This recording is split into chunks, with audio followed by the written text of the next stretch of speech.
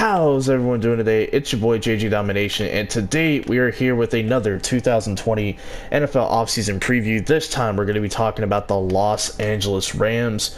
They are the final team on this list in this series that does not have a first round pick. So after this, every other team that we talk about, at least as of whenever I record those, will have a first round pick. Obviously things can change through the draft, or hell, maybe a team trades their first round pick for a stud player, like, you know, a team like the Cowboys last year or the year before, whenever that trade happened with Amari Cooper. But yeah, let's just go ahead and talk about the Rams. You know, when you think of the Los Angeles Rams, you think of a team who has a lot of star players but don't have any money. Them having a lot of star players is 100% facts. Them not having any money, that's kind of a lie, but it's also kind of true, if that makes sense. If you compare their cap situation to other teams around the league that we've covered in videos, and just in general, there are teams that I did not even cover who have way worse cap situations right now. But looking at the total amount of cap space for a team like the Los Angeles Rams, and again, we cover all sorts of different things when it comes to teams in free agency, or in the offseason, I should say. We cover like the free agency process, what they should do in the draft, finances, roster moves, you name it, we're going to cover it. So the total amount of cap space via Spotrac, again, it's a site that they use to keep up with transactions and finances. If the information is a little off, you need to hit them up, man. I mean, it's their job to have all this stuff updated, so if you don't believe them, well, you got trust issues. But the total amount of cap space via Spotrac is $23.3 million, and I wrote in parentheses, I don't know how either, LOL, because it's kind of true. I don't know how they have that much. They got to be using a different bank or something, but I think when you actually look at their real cap total, I think it's like 23.287 or something along those lines. So I just decided to round it up to 23.3 million. I didn't think it'd be that big of a deal. Plus, they can have that amount easily. Like I said, not a big deal. But they do have some notable free agents, guys that they probably would like to bring back. That's why I say, like, yeah, they have a good number now, but they have some key free agents also, and they got to think long term with Jalen Ramsey, another one of those players who, you know, they're up for an extension.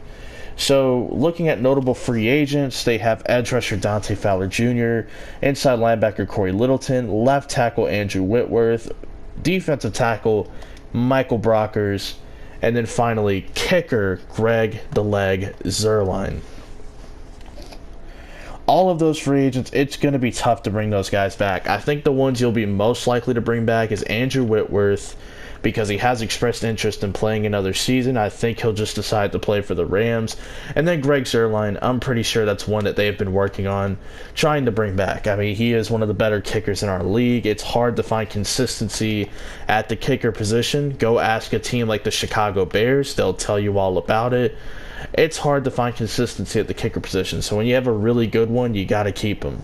You know, we saw the Packers recently gave an extension to Mason Crosby. We saw Justin Tucker get a big-time extension in terms of kicker money, not just like, oh, he got quarterback money or something, but he got a big extension for a kicker. So to me, the only two guys I think they'll bring back is Andrew Whitworth and Greg Zuerlein, excuse me. Corey Littleton, I just think the price is going to be a little too expensive. Michael Brockers, you could get younger and cheaper at the interior defensive line position. And then with edge rusher Dante Fowler Jr., I think, and it'd be in his best interest to say no to the Rams and try to get some more money elsewhere. So we only have one potential roster cut. I kind of don't even see them doing this, but it's one that I tried to like logically come up with, and that's cutting outside linebacker Clay Matthews. You save $3.75 million by making that move. And again, it's one that I don't necessarily think they'll do, but it's one that is more likely to happen. There's a couple of other cuts you can make. One of them, more notably, is cornerback Nickel Roby-Coleman. He's one of these players that has a club option on his deal, and I think it's worth like $4.5 million, but again, just like in his name, he is a starting nickel corner for this team. I don't think you want to just release him for $4.5 million in cap relief. He's a really good player for this team. and I don't think they should do that. I think Clay Matthews is the smarter cut. I know they are losing Dante Fowler Jr., but in a draft class where, you know, you can find that position, and in free agency, you could potentially bring in some cheaper guys. You know, I just feel like it's the smart thing to do. But like I said, it's kind of unlikely that they cut anybody just because of where they are as a team. But if you cut Clay Matthews, the new cap total is around 27.05 million. So 27 million, we'll just say for the sake of this video. 27 million heading into free agency. And for the free agents, I tried to make it not so outlandish. I tried to, you know, get some older guys or maybe players that they might take a shot on that won't have that big of a market for the sake of the video, because realistically that is probably going to be their best bet, is to go after older guys who can help win now, probably just be a band-aid at the position, and then go after guys who probably don't have a bid, could be intriguing. But we'll start off with the first two potential free agent targets. That's going to be kicker Greg Zuerlein and left tackle Andrew Whitworth. Those are two guys they have to bring back. Whitworth, you probably want to start looking for his replacement. He's like a 38, 39-year-old defensive tackle. It's time to start looking for his replacement. And these tackles, as of recording this, were working out really well at this draft. There's a couple athletically that stand out in terms of the tape. I mean, you go through it and see what you like, but for the Rams, I mean, I don't care if they whiff on like all of them. You have to invest in that tackle position, because Rob Havenstein, you know, he's okay at the right tackle spot, but Whitworth, he's getting older. He's at the more important tackle spot, which is the blind side for Jared Goff. So you got to start thinking about the future. In terms of Greg Zuerlein, again, good kicker. It's hard to have a consistent kicking game. You need to re-sign him. Now, for the third potential free agent target, we got center Ted Karras. Ted Karras, whatever. Probably a name a lot of people weren't familiar with until this year. That's because he was the backup center for the New England Patriots, who was forced to start because David Andrews missed the entire season. I think a team like the Rams, who they just need bodies in there on the offensive line, I think they could take a look at a guy like Ted Karras, who has starting experience with the New England Patriots. And again, I don't think a lot of teams will be in the bidding for him. Maybe the Patriots are able to re-sign him with ease. But I think it would be smart for a team like the Rams to go after him, because again, you'd potentially be getting a cheap option at center and a guy who you can bring in and see if he can be the rock that you're looking for at center, because you had John Sullivan a couple years ago and he was really good. The problem was he was 33 years old and trying to retire. And I think now you have to find some sort of short-term solution while you look for your future center. And I think Ted Karras will be a good band-aid for the Rams, a good enough band-aid at least. Your options aren't great in terms of centers in free agency. And in the draft, I mean, I don't know. I mean, rookie centers, it's kind of hard for them to play right away. You look at a guy like Garrett Bradbury, he was easily the best center in this draft. You could argue that he was probably one of the better interior linemen as well. You know, arguably him and Chris Lindstrom. But being a rookie center is so hard. And he did about the best he could for the Vikings. So I don't know if the Rams want to go that route in terms of going with a rookie center. I think you need to go with a veteran and Ted Karras. And then the next potential free agent target, we got defensive lineman Mike Daniels right here. Did not have a good tenure with the Detroit Lions. As a matter of fact, I don't think he played that much for them. He spent a lot of it injured, unfortunately for him. I thought he'd be pretty good with Detroit, but we never got to see him play. We got robbed of that. And I don't think Detroit has any interest in bringing him back. I think Mike Daniels should go to a team that could use his services. I mean, Daniels next to Aaron Donald. If Daniels can stay healthy, he could be pretty solid for them. I don't know if he's going to be anything special, because athletically he has taken a dip. You know, like that last year with the Packers was a bit underwhelming, which led to his release. And then, of course, in Detroit, he didn't play that many games, so it's kind of hard to evaluate what he has left in the tank. But if he goes to a team like the Rams, plays next to Aaron Donald, I'd imagine he'd have some sort of production and be all right. I mean, that's just my guess. It could be wrong, but hey, it's worth a shot.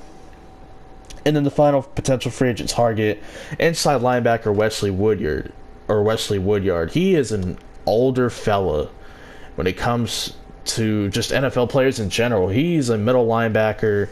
Spent like most of his career with Denver and Tennessee.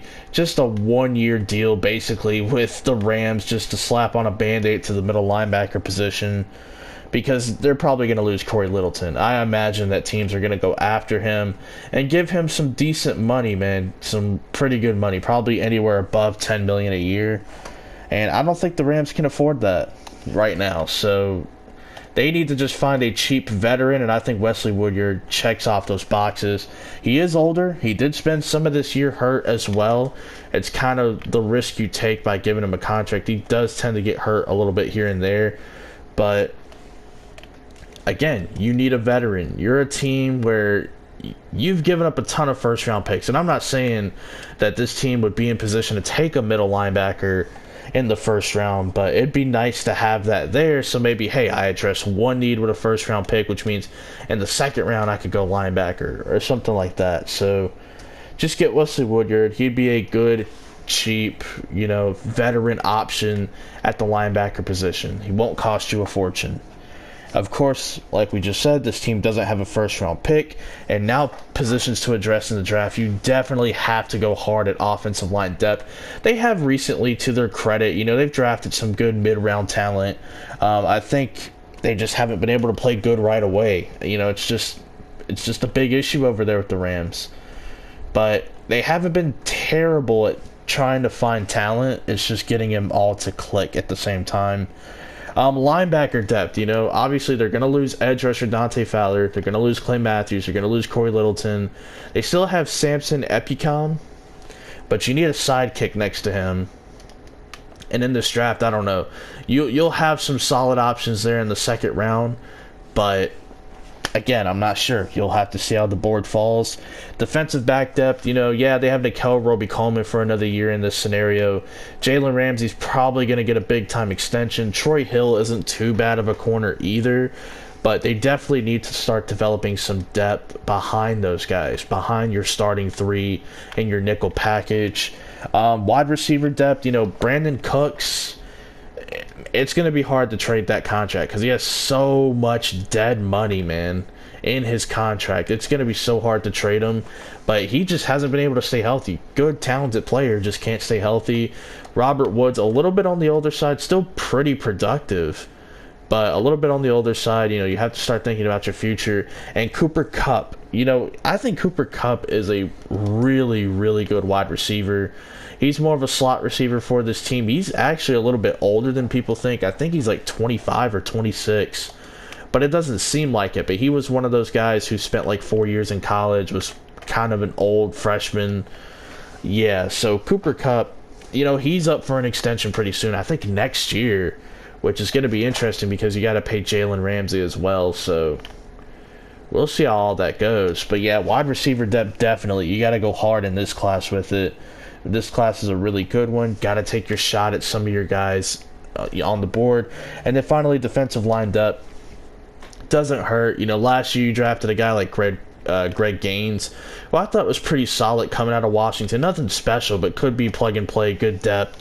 And he was for the Rams. I think you can do something like that again. Maybe go in the fourth round again and go get a guy that can play next to Aaron Donald. So that is my offseason preview for the Los Angeles Rams. The next one will be about the Philadelphia Eagles. We finally get to talk about teams who made the playoffs last year. They could possibly go, repeat in terms of like making the playoffs. Should be a fun video. Hopefully you guys have been enjoying and enjoy that one. And peace out.